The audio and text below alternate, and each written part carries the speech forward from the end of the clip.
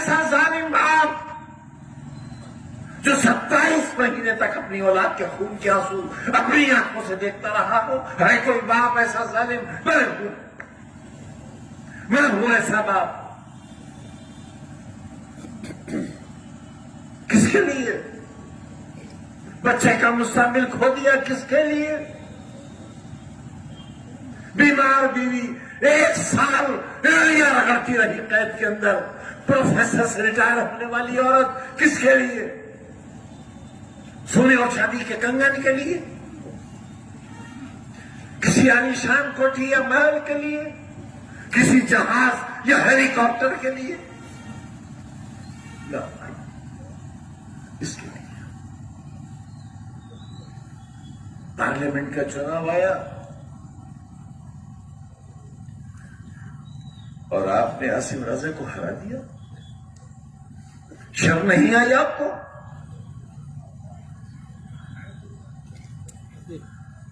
घर से नहीं निकले आप क्योंकि एसी लगा है आपके घर में, कूलर है आपके घर में, बिजली आ रही थी 24 घंटे। ये इंतजाम किसने किया था? पानी की एक एक बूंद को तरसने वाला रामपुर 200 बरस पानी कम नहीं होगा। ये इंतजाम बफजले ताला किसने किया था? यही सड़क है। तुम चल सकते थे इस पर? ये तैयारियां तुम्हारे कल की किसने की थी?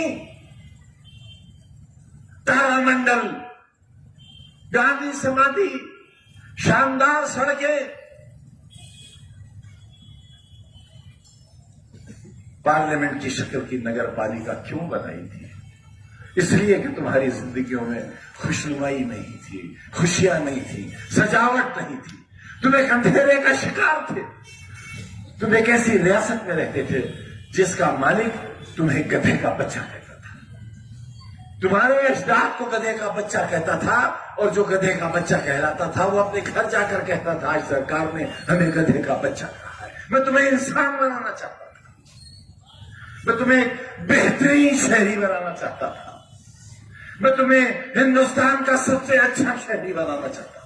मैं तुम्हारे बच्चों को कलेक्टर और एसपी की कुर्सी पर बैठाना चाहता था। तुम्हारे दिल और दिमाग का इलाज करने वाला डॉक्टर बनाना चाहता था। ये था मेरा खुदा। और तुमने क्या किया मेरे अरमानों के साथ? घर से नहीं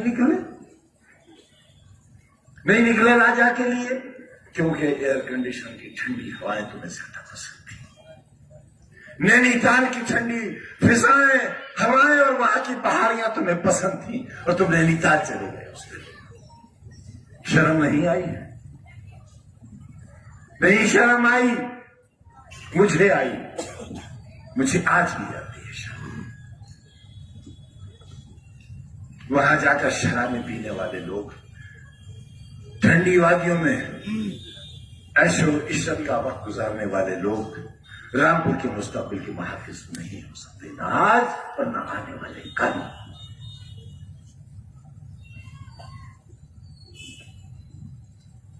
फिर एक मौका है मुझे जलील करने का, फिर एक मौका है।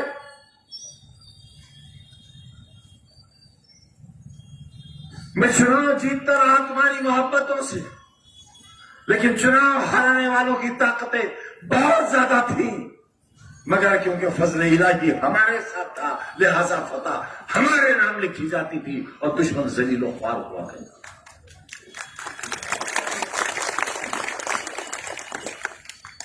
चुनाव के दिन क्या होता था वहां पर? किसी के मुंह से लहू बह रहा है, किसी के बाजू में छुरी लगी हुई है, किसी के खून आलूद कपड़े हैं। ये था रामपुर। और हर बार एक माहौल होता था, गिरा लिया इस बार शैतानी को, गिरा लिया मूसी को, गिरा लिया सालिम को, गिरा लिया फिरौन को। ये लक़ब दिए जाते थे मुझे। मैं तुम्हारी बस्ती का फिरौन था। क्या कर रहा भाई?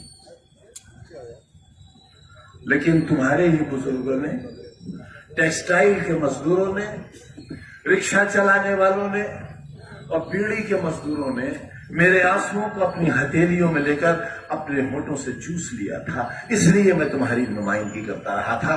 कोई खुशहाल, कोई नामवर शख्स मेरे साथ नहीं था, कोई पक्के मकान वाला मेरे साथ नहीं था, कोई मोटर वाला मेरे साथ नहीं था, कोई सफेद पोश मेरे साथ नहीं था।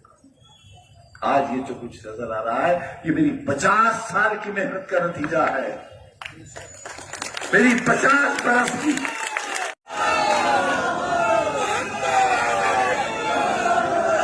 कभी आप तो पूरी दुनिया में घूमते हो, पूरे हिंदुस्तान में जाते हो, किसी होटल में मुझे खाना खाते देखा तुमने आज तक? रामपुर में कहीं चाय कॉफी पीते देखा आज तक? किसी ठेले पर बताशे खाते देखा आज तक? कभी कहकहा मारकर हंसते हुए देखा मुझे आपने? फिर आखिर मेरी मुस्कुराहटें क्यों छीन ली आपने? मेरी सांसें क्यों छीन ली आपने? 27 महीने की तनहा कोठरी की कैद क्यों दी आपने हमको? क्या गलती थी हमारी? क्या खता थी हमारी? गुनाह बताओ हमारा। क्यों हुआ जमाना दुश्मन? सरकार क्यों दुश्मन हुई मेरी? मेरी जान की दुश्मन क्यों हुई? मुझे क्यों जेल में जहर दिया गया? बताओ मुझे क्यों जहर दिया गया? 2 दिन तक कोरोना के भयानक मरीज को जेल के बाहर क्यों नहीं जाने दिया गया ताकि मैं मर जाऊं? क्यों आखिर किया आपने मेरे साथ ऐसा? मैंने तो तुम्हारे लिए एक ऐसा शानदार अस्पताल बनाया था जहां इतनी ऑक्सीजन का इंतजाम था कि पूरे मंडल के मरीज रामपुर आए थे। ये थी मेरी सोच उस वक्त जब कोरोना का नाम कोई जानता तक नहीं। मैं तुम्हारे लिए एक ऐसा मेडिकल कॉलेज बना रहा था जहां दुनिया भर के लोग आते हैं। तुम्हारे मरीजों को दिल्ली और बंबई न जाना पड़ता। तुमने क्यों नहीं बनने दिया उसे? हाथ उठाकर बताओ कितने लोगों ने जवाहर यूनिवर्सिटी को चंदा दिया है? तो बताओ हाथ उठाकर। एक डूबकर मर जाऊं मैं शर्म से। मैं तुम्हारे कल के लिए दर दर की ठोकरें खाता फिरा, भीखे मांगता फिरा, दामन फैलाता फिरा कि मेरे बच्चों के लिए इदारा चाहिए। तुमने नहीं दिया। मैं दुनिया भर से मांग के लाया और आज ईडी की जांच चल रही है मेरे ऊपर। हथकड़ियां इंतजार कर रही हैं मेरा। इस उम्र में कैद की कोठरियां मेरा इंतजार कर रही हैं तुम्हारे बच्चों के मुस्तकबिल की खातिर। ये दिया तुमने मुझे। और क्या देना चाहते हो? बेगैरत आवाज और बता क्या देना चाहता है तू? इस जमाने के कैंसर, जिल्लत और ख्वारी के अलंबरदार, बता इस शहर को और क्या देना चाहता है? बेगैरत आवाज बता क्या देना चाहता है? बेहया अपनी मां की कोख से जने हुए बता क्या देना चाहता है? आज भी ये आवाजें बाकी हैं, आज भी बाकी हैं। तुम पर जुल्म करने वाली आवाज एक सही, मीर जाफर भी एक ही था।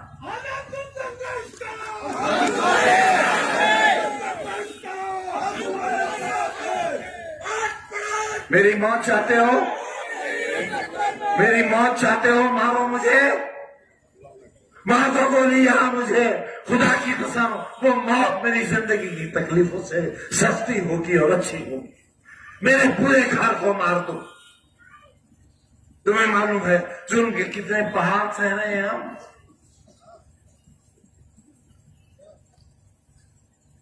हंसो हम पर, कहे लगाओ, बेचो अपना जमीर, बिक जाओ एक टके के लिए और इतना करो अफसरान को जो हमारी बर्बादी चाहते हैं। ये जलसा नहीं है आज, ये रोज़े हिसाब है। तुमसे हिसाब लेने आया हूं, तुमसे मौत मांगने आया हूं। अपने लिए थक गया मैं इस जिंदगी से।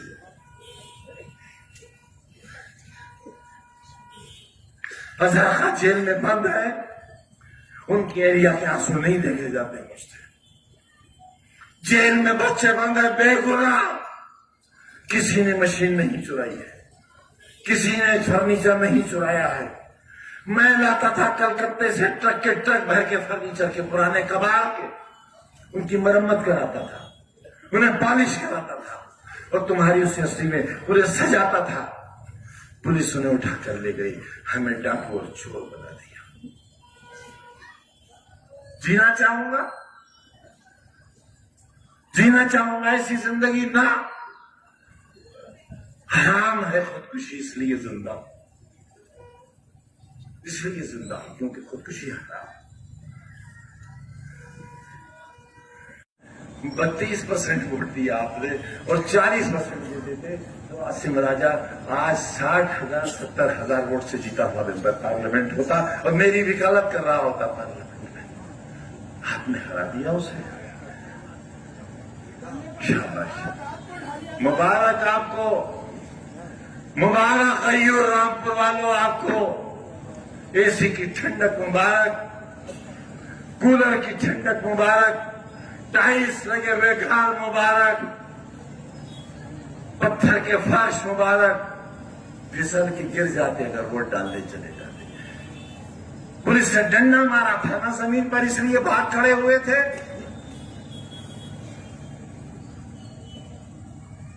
अगर एक जिस्म पर भी लग जाता मर तो नहीं जाते।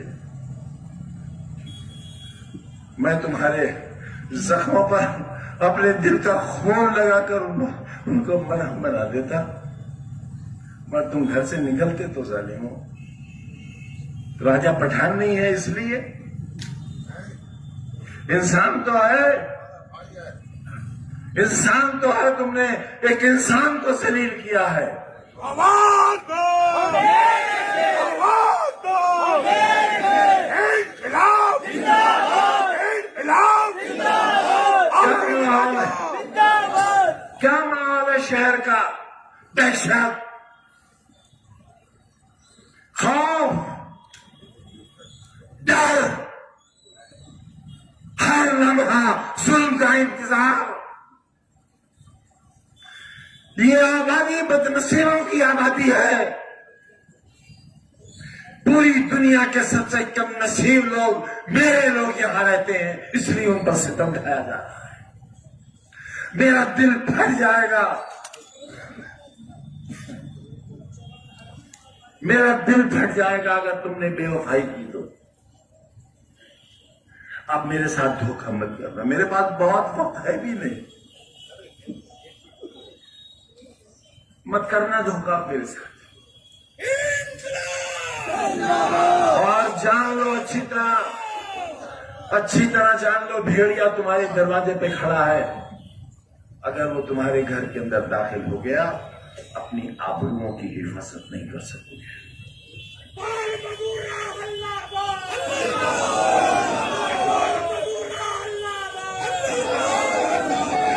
कुछ मत सोचना मेरे लिए, कुछ मत सोचना मेरे बारे में बहनों, कुछ मत सोचना। मैं तो इंतजार इस बात का कर रहा हूं किस दिन मुझे देश निकाला मिलेगा, क्योंकि अब सिर्फ एक ही जुल्म बाकी रह गया है कि मुझे हिंदुस्तान से निकाल दिया जाए। मेरा वोट देने तक का इख्तियार है, मेरे जीने का हक इसलिए बाकी है कि वो मुझे सीधे नहीं मारना चाहते हैं एड़ियां रगड़ रगड़ कर। सारा दिन अदालत में खड़ा रहता हूं। मेरे अहबाब, मेरी बीवी, मेरे बच्चे फैसलों का इंतजार करते हैं कि अब कौन सी जेल होगी, कहां जाना है। मैं कहां गया?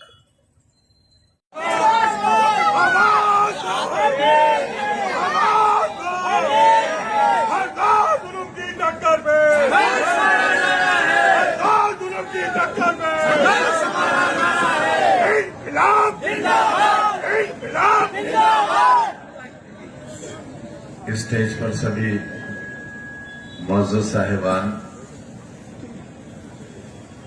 और हमारे हमारे आपके सबके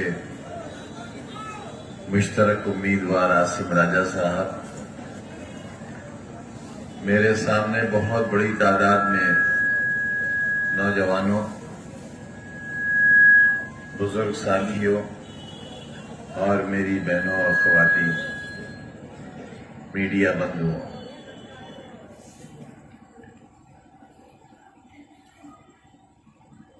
मैं आज बिल्कुल जीरो की हैसियत में आपके सामने खड़ा हूं।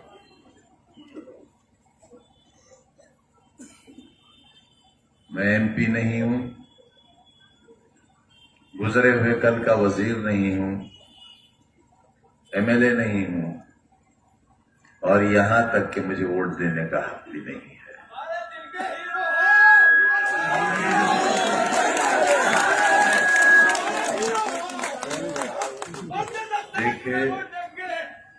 देखे थे हमने जो वो हसी ख्वाब क्या हुए, वो वादा अतलसों का ख्वाब क्या हुए। हमसे तो बहुत वादे किए थे बापू आपने, मुल्क को आजाद कराने वालों, बहुत वादे किए थे और हमारे उलमा ने फांसी के फंदे चूमे थे। उनकी कुर्बानियां इतनी थीं कि गड्ढे पट गए थे और टीले बन गए थे उनकी लाशों से। उनकी हवेलियों के दरवाजे उनकी लाशों से सजा दिए गए थे। एक मीर जाफर ने किले का दरवाजा खोल दिया था और वक्त का टीपू सुल्तान अपने तमाम साथियों के साथ शहीद हो गया था। ये वो दिन था जब अंग्रेज हिंदुस्तान में दाखिल हुआ। तारीख फिर अपने आप को दोहराती है। बहुत नाराज रहते हैं आप लोग हमसे। आपसे मुराद आप नहीं, वो लोग जो मुनाफिक हैं, जो अपने आप के दुश्मन हैं, अपने कल के दुश्मन हैं, अपनी नस्लों के दुश्मन हैं। यहां भी कम नहीं होंगे वो लोग, और यहां वो लोग भी मौजूद हैं जिनका टेलीफोन सीधा मुरादाबाद और रामपुर और लखनऊ और दिल्ली तक मिला हुआ होगा। यहां से डायरेक्ट टेलीकास्ट हो रहा है और वो सुना जा रहा है। अगर मेरी ये हैसियत नहीं होती, जिसकी कोई गलतफहमी नहीं है मुझे, तो 24 घंटे नहीं बल्कि 24 मिनट के अंदर मेरी मेंबरशिप खारिज करके इलेक्शन कमीशन नए चुनाव का ऐलान नहीं कर देता। 5 बजे अदालत का हुक्म होता है और इस जुर्म की सबसे बड़ी सजा जो कि 3 बरस की थी, अगर ये 30 बरस की भी होती तो ये सजा शायद मुझे दी जाती। वो सजा दी गई और 5:10 पर इलेक्शन कमीशन ने ऐलान कर दिया कि रामपुर में इलेक्शन होगा। और रातों रात उत्तर प्रदेश विधानसभा के स्पीकर ने विधानसभा 37 नहीं बल्कि हड़बड़ाहट में विधानसभा 38 की सीट को वैकेंट डिक्लेयर कर दिया और अगले दिन चुनाव की तैयारियां शुरू हो गई। इतनी कि आप हिफाजत करोगे, मुहाफिज बनोगे।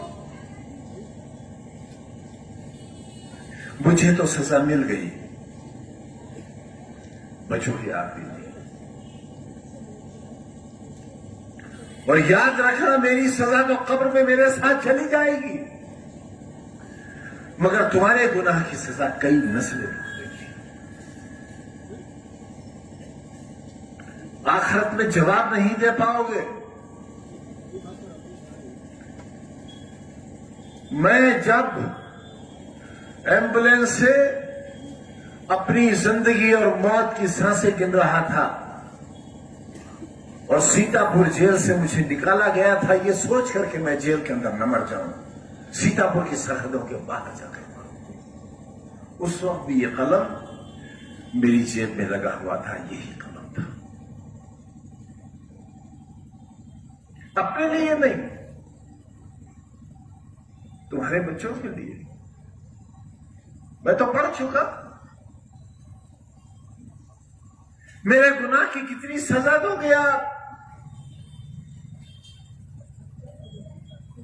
मैं एमपी नहीं रहा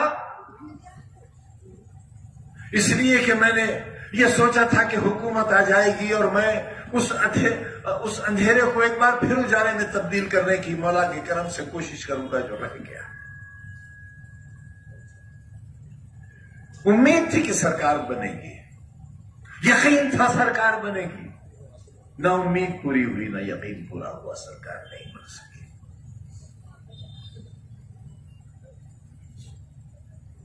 पार्लियामेंट से इस्तीफा दे दिया मैंने, असेंबली का मेंबर हो गया मैं आसमान से जमीन पर आ गया। वो आसमान जो कभी मेरा था, वो जमीन जो कभी मेरी थी, आपने न आसमान का लिहाज किया और न जमीन का लिहाज किया। मैं शिकायत करने आया हूं आपसे, और इस खाने खुदा को जिस तरह हासिल जानकर आसिम राजा ने कहा है, मेरी जेल की एक सांस का हिसाब नहीं चुकता कर सकते आप, मेरे एक आंसू का हिसाब नहीं दे सकते आप। सामने की बैरिक में मेरी बीवी बंद थी और 8x11 की कोठरी में मेरे साथ मेरा बेटा बंद था।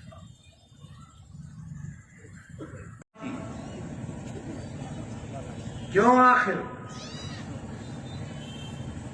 क्या गुनाह है मेरा? एक वोट ही तो मांगता हूं, और वोट भी नहीं मांगा, कभी नहीं मांगा आपसे, कभी नहीं कहा मुझे वोट दो, हमेशा कहा मेरा साथ दो। मैंने बाजू फैलाकर आपको अपने बाजू में सबोना चाहा, इसलिए कि आप मेरे दिल की धड़कन हो, मेरा ख्वाब हो।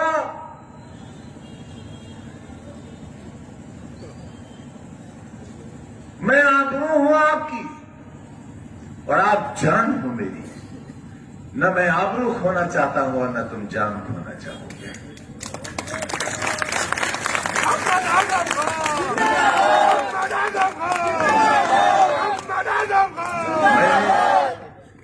बड़ी मेहनत से तुम्हें पार्लियामेंट की सीट जीत कर दी थी।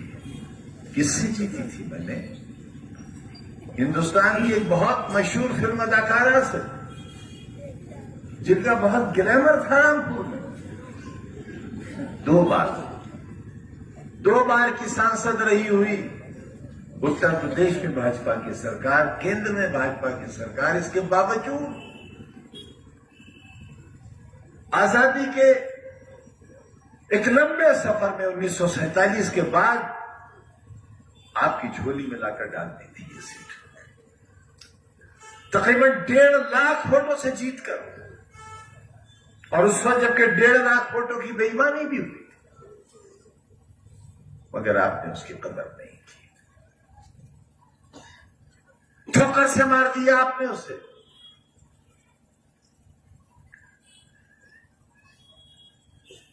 मैं जुल्म सहता रहा, मेरा पूरा खानदान, ये खानदान ही तो है मेरा,